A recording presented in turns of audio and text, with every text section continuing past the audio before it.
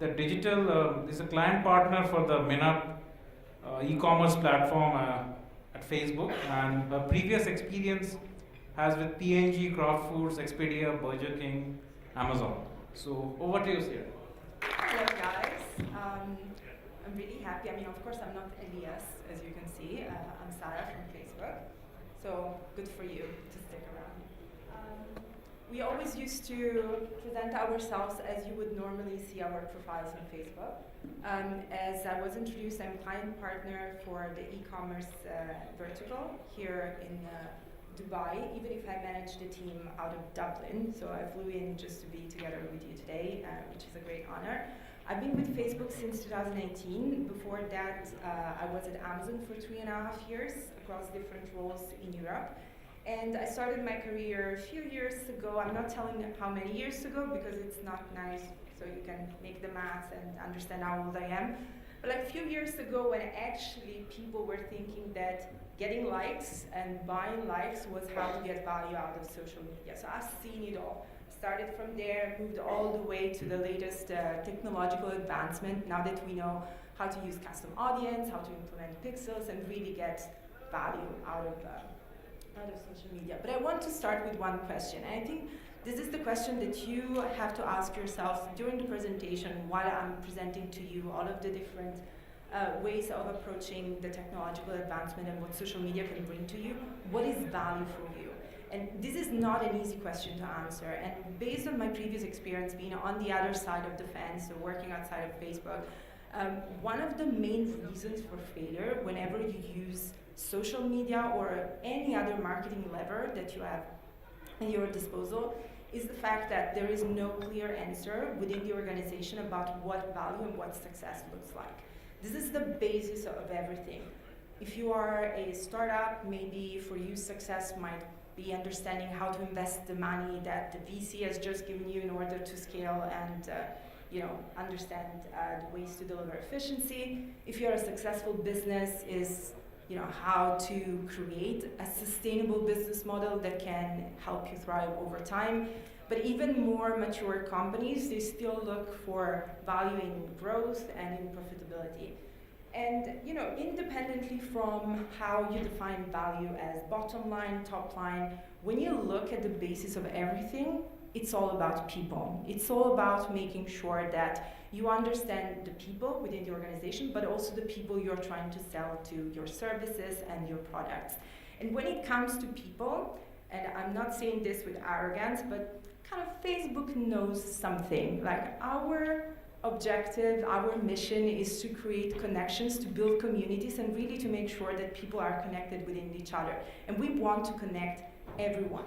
So once you say to yourself, okay, it's people I have to think about. It's not products, it's not targets, it's people. The first question is, where can I find these people? How can I make sure that I communicate to these people effectively and in a way that is relevant and resonates with them? Now, this goes, I'm not discovering the hot water. This is something that we have spoken profusely about this morning. Mobile is where people are nowadays. I mean, mobile was also where some of you were before in the morning during the presentations, as I could see, even now probably. But yeah, mobile has to be the first thing that you think about when you wake up in the morning, the last thing that you have to think about when you go to bed at night, if you want to succeed in this world. 80 times a day, this is the average number of times that people look and interact with their mobiles over a day. If we look at millennials, which is a group of people to which I'm still part for a few months, so I'm still kind of young, it goes up to 150 times per day, and I can vouch for that, that's true. So mobile is where people are nowadays, but the question is, how can you reach these people at scale? And I have to say this in a humbling way, at Facebook we believe we build a pretty solid business over time focused on mobile apps, which allows companies like yours and all businesses in the world to really connect with the highest number of people. These are stats from Q2 2018, so you can imagine that the numbers have improved if we look at them right now. But it's quite impressive. Like there are 2.3 billion of active Facebook users every month in the world, and over 1 billion users when it comes to WhatsApp, when it comes to Messenger, and also Instagram. So understanding how to leverage these apps, how to leverage these tools, should be part of how you can succeed on mobile and how you can deliver value nowadays. And the reason for using these tools that we put at your availability is the fact that mobile has changed everything. And in your specific case, when it comes to e-commerce, it has changed the consumer journey. Initially, like a few years ago when I was young and I had my first phone that didn't connect to the internet, I remember I wanted something, I went to the store, I had a limited availability of items because I come from a village of 5,000 people in the south of Italy. So there wasn't really much more that I could do. Whatever I could find, I bought, or if I really didn't like anything, I didn't buy anything. Nowadays, there are on average 56 interactions back and forth among devices that a customer goes through before closing the deal and making a purchase decision. So understanding at which stage of the customer journey you can interact with your customers and you can be relevant and make your brand known is paramount nowadays. You can consider mobile as the new storefront. However, differently from the physical storefront, one of the things that mobile enables is reach customers beyond your geographical reach, beyond your geographical presence. We ran an internal survey to understand what the engagement of our users was when it came to international businesses, and we realized that 30% of our users was connected to at least one business that was not in a country where that consumer was living. And this is a very important data point. This opens up a lot of opportunities when it comes thinking beyond your geographical borders. So this is a graph that shows the results of a survey that was run internationally, trying to understand what the purchase intent or the interest of people from specific locations were in buying internationally, buying cross borders. And it's quite surprising. I mean, you would expect actually that a pretty high percentage of people from the UK is interested in buying items from companies based out of the US because there are a lot of similarities. But then again, you find 66% of people from Taiwan who are also interested in buying items from UK-based companies. Up to 93% of consumers in Indonesia who are interested in buying products from France. And then 50% of Russian consumers who are interested in buying products that are coming from Japan. And this is all thanks to the fact that mobile enables so many more people to access the internet and all of the technological advancements that have occurred from logistics to supply chain to last mile, who are enabling the whole process to seamlessly come to an end for the customer. When it comes to cross-border business, and now I'm talking about something that is specific to Facebook, one of the positive improvements that we have made has been to enable businesses who are interested in talking to consumers who are outside of their borders to reach them at scale in an automated way. A few years ago, it was a very tedious manual process. You had to create different campaigns, you had to define different targeting. Like what happens now on the platforms, given the automation and the machine learning, is that once you define who your target audience is or what kind of interest they have, you can reach all of the audience at scale in the world that might potentially convert for the actions that you're interested in. And if you are interested in learning how, I'm going to move forward to that, in learning how this works, we have some free tools like the Cross-Border Insight Finder that actually help you understand where, based on the vertical that you're operating in and the country where you're currently selling from, you have more opportunities. And this is an example of how it works. This is a completely free tool that you find on our website.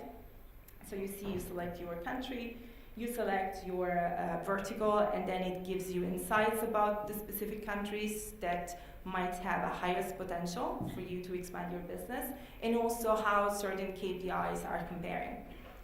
So it's very useful. There are also some other tools if you want to get more insights about how the business looks like how the vertical looks like in other countries. There is one called Facebook IQ, and I would recommend just to give a look and learn more about opportunities to visit our website and look at that.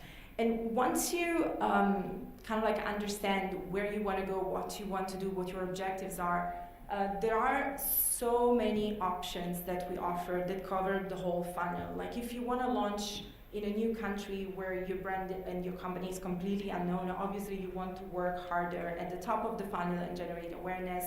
If you already have sort of an understanding a basic level of awareness within that country and want to work more at the bottom of the funnel, you have solution for that. So as I said from the beginning, once you understand what success looks like for you and once you have those KPI defined, it's then easy to identify which tools you can combine and you can, serve your purpose. And now moving from, something, let's say, quite simple to something that looks at the future, technology. Technology has brought us here. Technology is going to bring us even closer together in the future.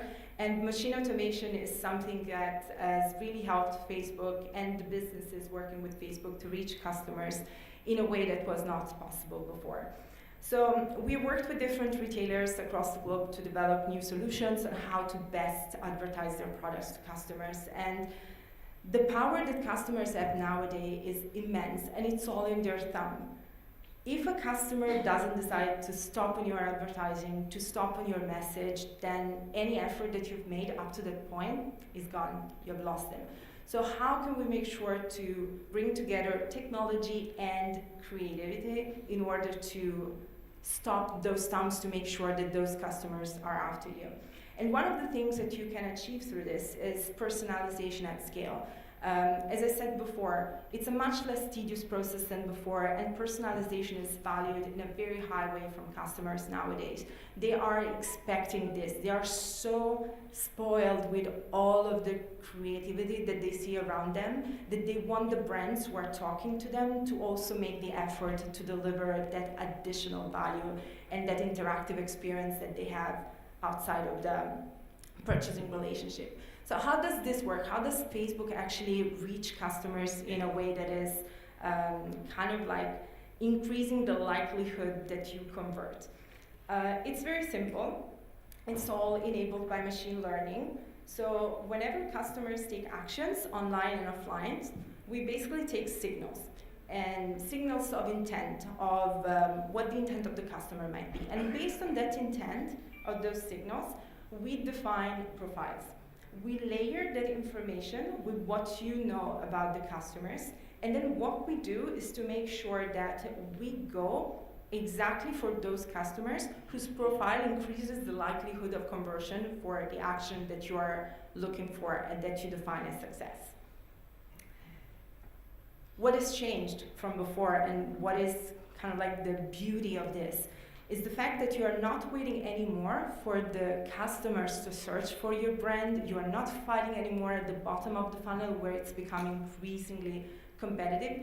You are going out and scouting and for prospects, like finding new customers that can bring fresh blood to your business, and then you can bring in and retain to grow your business over time.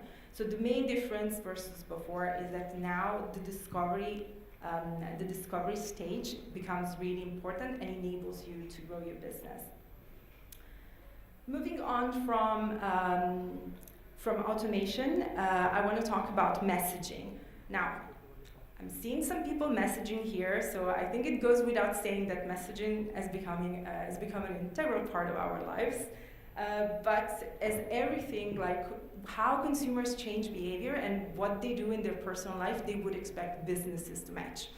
Now, this is a representation of the penetration of smartphones around the globe, and it's going to help you and help me put in context the importance of messaging. So at some point, you will start seeing blue dots. Those blue dots represent Facebook pages, Facebook business pages that have been created. And you will notice that it goes along with the penetration of mobile phones, smartphones. So you see, it starts coloring up, quite impressive. These are all business pages.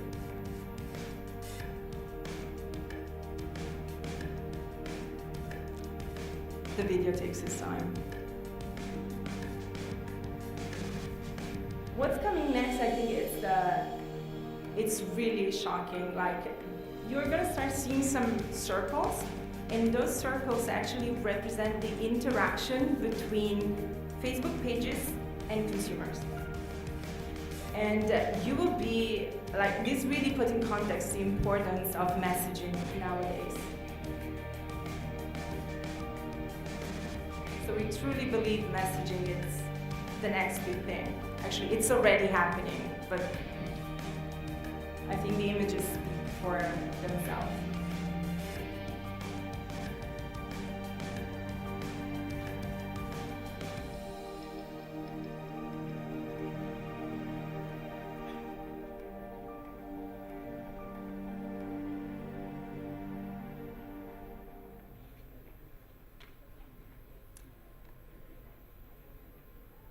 As I said before, messaging is the new normal. Every day there are over 100 billion messages sent. When we look at the traffic that occurs on Messenger, we achieve higher traffic than SMS did at their best in the past. So it's really massive. And it's becoming even bigger with the increase of functionalities and features that these messaging apps have. So it's growing, and it's definitely where the future is going to. And I wanted to support this with some stats about how the interaction with businesses happens now. Wait, before we move there, and some examples on how other brands have used messaging in order to engage with their customers. So what comes next, that I gave you a sneak preview about, is an example from Nat Geo. They've basically used Messenger in order to deliver a full funnel experience, from generating awareness about a new show that they were launching all the way to engaging with the clients and reminding them about that show, so to drive, audience during the premiere of their show. The show is called Genius. It's basically showing different geniuses from the past and talking about them and the work that they have done. So they start with a click to Messenger app. Inspire me. Say it. I want to paint you. So basically, this is a Picasso-like actor that is engaging with the audience, telling them that he wants to paint them. What happens next? The customer engages, and there is a bot that has been built in Messenger that asks the customers a couple of questions just to sense check what they're looking for, and at some point tells them, okay, I want to paint you, take a selfie so that I can make sure that I can paint you. So the customer takes the selfie, and then while the bot is kind of like preparing the Picasso-like image, it asks some questions or interacts in a way that is fun but still pertinent with the topic that they're gonna treat during their show. Taking a little bit more time, so there is a short video of Picasso painting, and then the Picasso-style image that the customer can share with the friends. So there is also the level of interactivity and engagement that goes beyond the simple interaction with the customer, but engage more people. And then last but not least, on the day of the show first premiere, there is a reminder message that asks the customer if they're going to watch the show that night, or if they will catch up at another point in time, and again asks them to share. So this really shows the potential, part of the potential, because there's so much that can be done with Messenger, but it already gives a good representation of what you can achieve with something so simple like a bot and a creative idea. And according to our internal data, 53% of the people who message a business are more likely to purchase from that business. Messaging and the way you think about messaging also builds trust. One of the things that I want to make sure comes across today is that these are not solutions to take lightly. So these are solutions that you have to think of with a long-term mindset. In the moment you decide to use messaging as a way to interact with your customers, you need to make sure that you have a clear understanding of what the journey is going to look like, what the customer experience is going to look like, and always strive for the best and understand what your customers want out of that interaction from you. Failure to do so might result in even the best tool not to deliver the expected results. So I really want to make sure to stress that point to make sure that you guys can benefit the most from these solutions. So we've talked about cross-border business, machine learning, we've talked about messaging. What does the future look like? We are looking into new ways of bringing to life what your brands and what your companies have to offer to the consumers in a way that embraces the future and the expectation. So if we take a walk down memory lane, you would probably remember, because I can see that we're more or less the same age in the room, that time ago, text was everything. Like, I remember when I first joined Facebook that I was writing in third person, Sara is going to the cinema. And I had all my friends liking, that was the best. And brands were using the same thing. It was more like updating people about things that were happening. Then pictures capabilities came in, so people started becoming more visual and expecting that kind of interaction to happen. Brands needed to adapt. People have, started that, so it just made sense that once all of the capabilities kicked in, video became the next big thing. And we thought that with video we had reached already, pretty good level of advancement, considering that until a few years ago that seemed impossible. But there is more after video. There is, if it goes, yes. There is the capability to bring to life more real experiences, like 3D experiences, augmented reality, virtual reality. This is something that we're exploring, but something that is already happening as we speak. But I want to take a step back and focus on video for the time being. So these are some examples of how e-commerce companies have used video so far. The beauty of video is that even if it's not a new feature, it helps deliver across so many goals, so many objectives, that it's kind of now become the standard. One of the stats that I've recently seen is that by 2021, almost 78% of all the content available on social media will be in the form of video. So brands and companies need to adapt and embrace that. And as I said, it's beautiful because it allows companies to combine both performance goals with branding goals, because you can really bring to life your positioning and what you stand for, your equity, even by driving results that are more concrete for yourselves. Here I have some examples of what we expect e-commerce companies to start using as their standards. We call this augmented commerce because you see it's a combination of augmented reality and e-commerce objectives. The first example is from Sephora. They basically use the filters in order to enable customers to try different shades of lipsticks.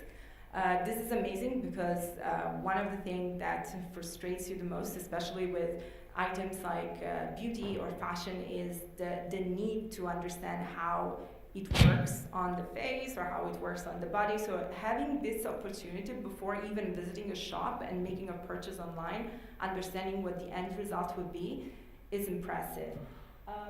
But it can be used across different categories. Beauty is probably the one that comes to mind first. But as you can see, Lowe's Home Improvement, it's a company that delivers a home improvement solution. They've used a 360 video in order to show how to use the tools that they are selling in order to build and to deliver on the challenge. And also there is a possibility to drive the sales of items by showing them in 3D and really making sure that the customers have an understanding of what the item looked like before making the purchase. So this is an example of how we have introduced AR in a campaign that we have run with Michael Kors. It's focused on their line of shades. So as you can see, consumers can check how they work with different colors of shades, different shapes. Then they can click on Shop Now, and they land on the product landing page. They can decide to go back, change the color of the shade. So it's a really interactive experience. They can play around until they find the style and the color that works for them. And then they can share the story with their friends, try and get opinion, and also make the final purchase, which is the goal. We've also used AR in a messenger solution. So you will see here an example from Citroën.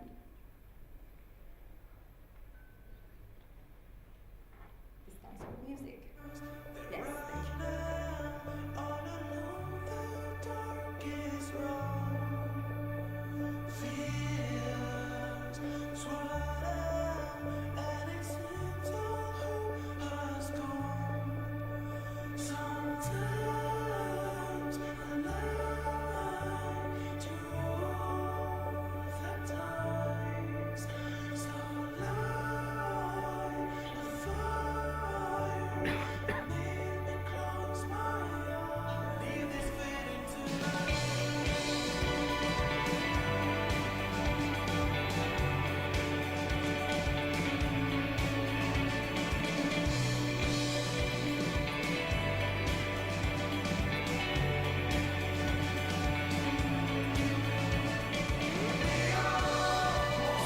Basically, at the end of the experience, the bot is asking if the consumer wants to have a summary of the experience that he has just had, and sends information about the personalization that has been made in the car.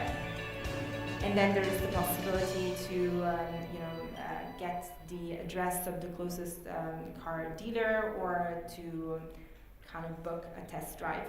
I think automotive, when it comes to e-commerce, doesn't seem like the most obvious association, but there is so much and so much innovation that they have brought to the table that it's quite impressive.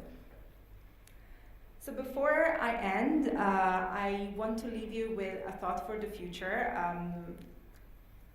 I'm not sharing much, in the sense that I'm not committing about how we're going to use this technology when it comes to e-commerce. So I leave that to your imagination. I'm going to show you a video about Oculus, which is a virtual reality solution that we have developed and currently is available for gaming. Just imagine how a technology like this could serve e-commerce companies.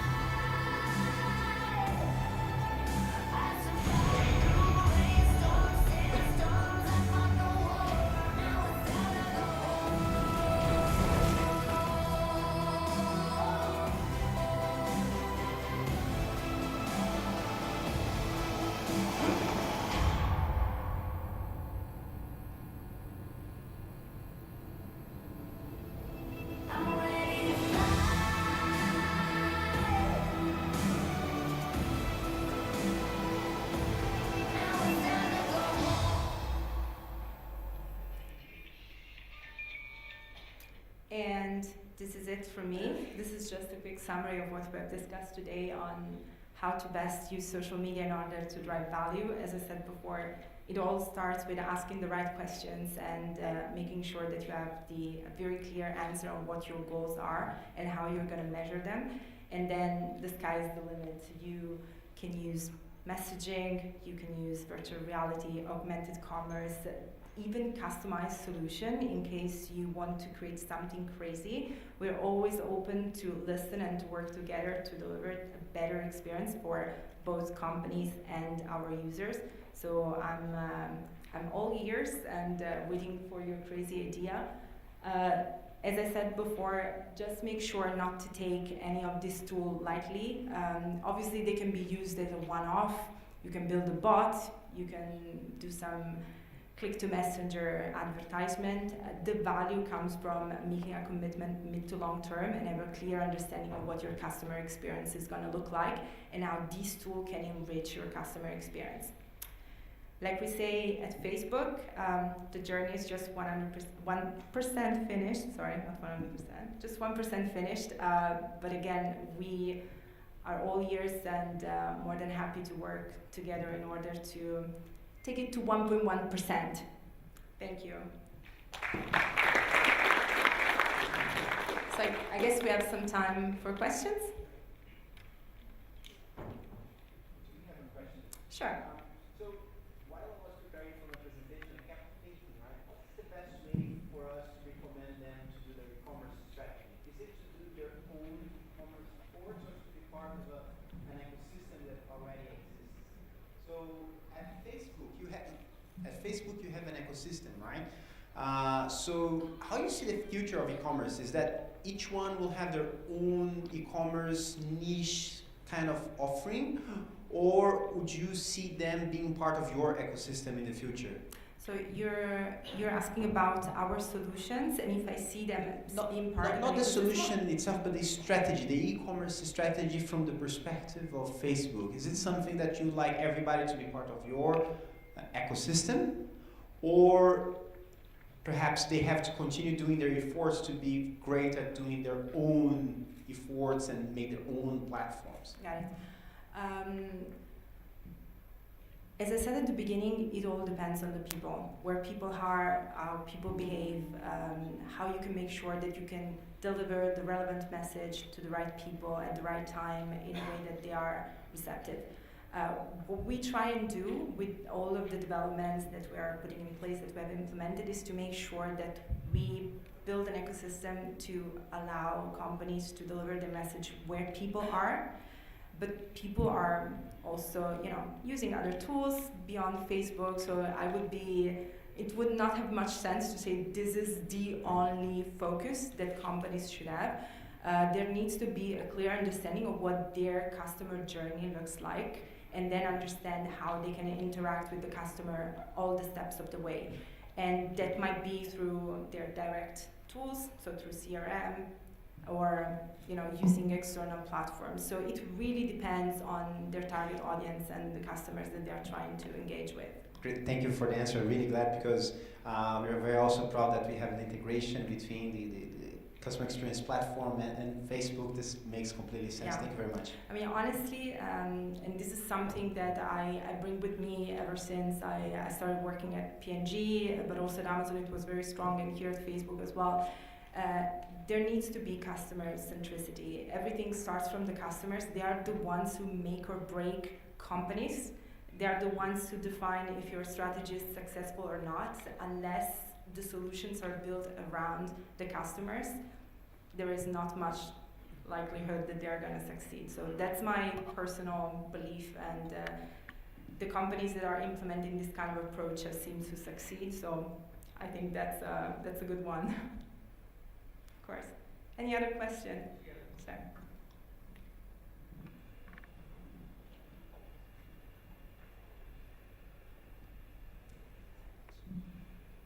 Hello. Hi. I have a question in regards to the algorithm for Instagram and Facebook.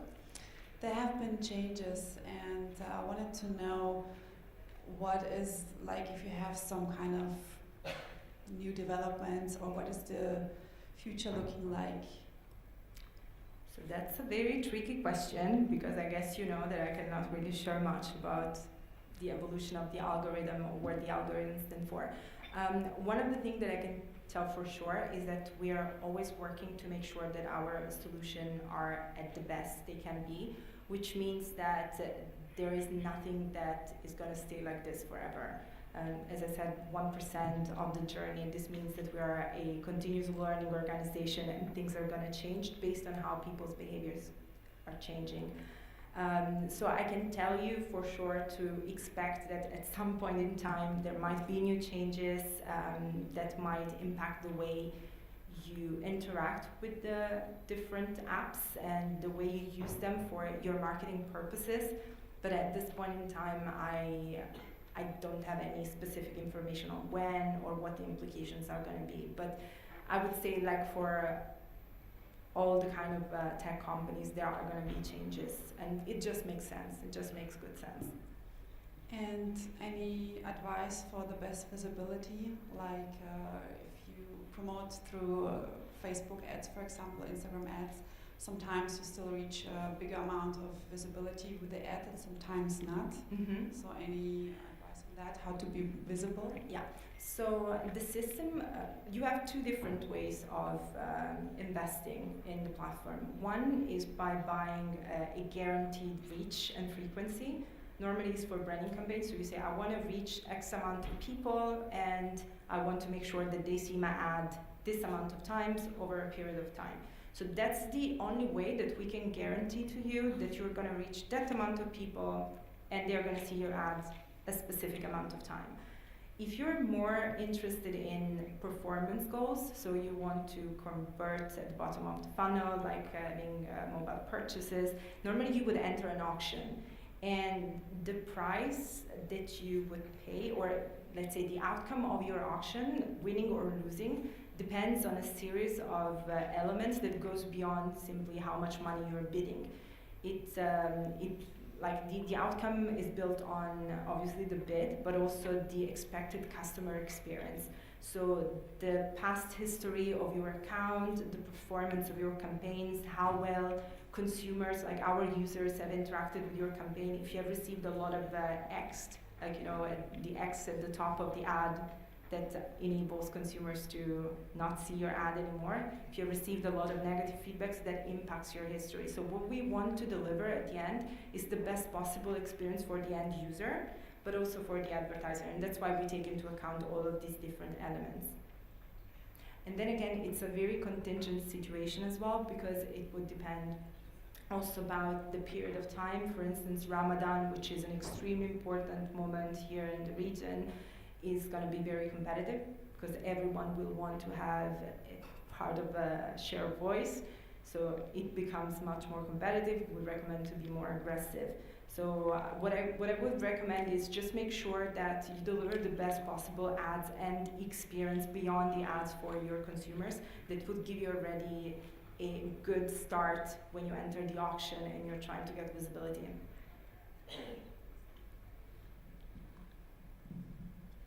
Thank you, Sarah, for such an amazing presentation. Thank you. You have mentioned AR, and you have shown us an example as well.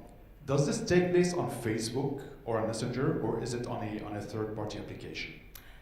No, it takes place on Facebook, but you can also, and don't quote me on this because I might have to check, but I know that also we work with third parties in order to develop the creative and the experience. The ones that I've shown, so imagine the one from Sephora that's built on the app, because basically you would use the Facebook filters. You know, like even when you call your friends and you can put your cat ears and stuff, it's the same kind of technology. So very simple to implement working with Facebook, but I know of clients that have used third-party companies to develop that. Got it, thank you. Of course. Any other question? I see one hand, one shy hand down the...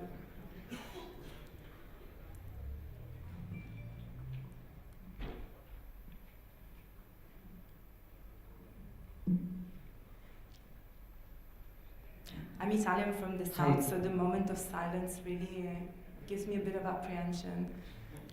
Sorry. Thank you, Sara, for presenting. And as you said in the last slide, there was only 1% Facebook started, complete. So whenever, for example, there was a high spend companies or lowest spend companies on different stages of companies who are spending on Facebook or who are supporting Facebook and who is taking the backbone is the Facebook, it improves our business. So the support from the Facebook, it taking a time when we need any appeal or anything, it take 24 to 48 hours or something.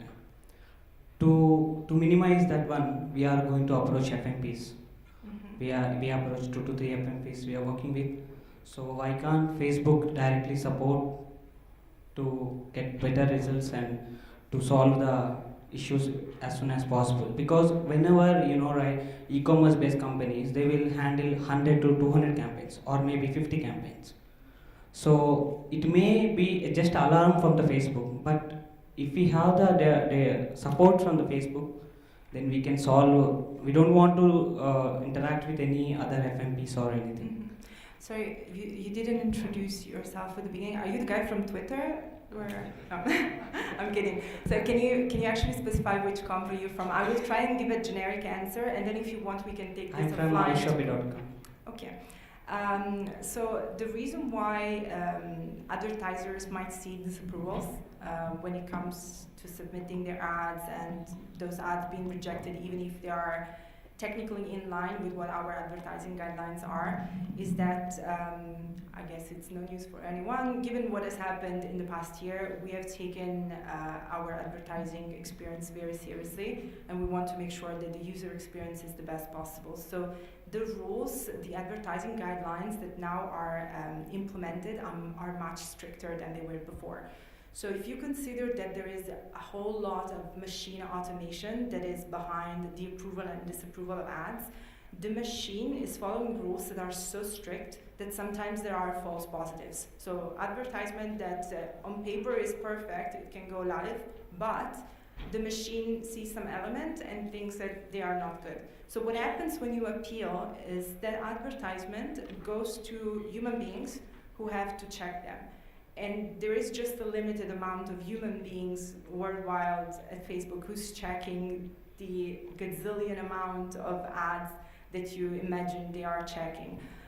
So we understand that there is an issue in terms of speed.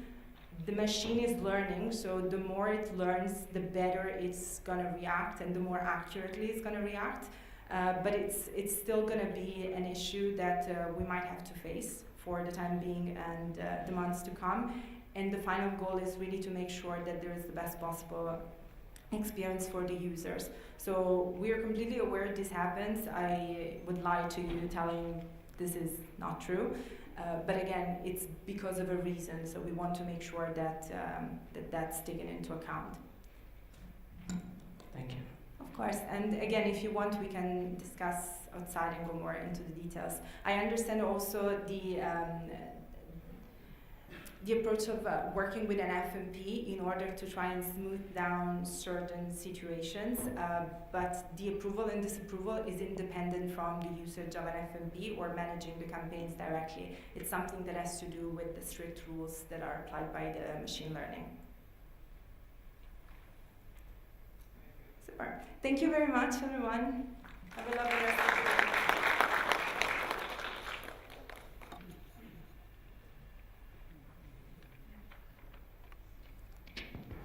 So thank you, Sara. I think that was a very, very impressive presentation. So next we have Dr. Mudassir Ahmed, who is a founder at scmdojo.com. We'll speak about how to use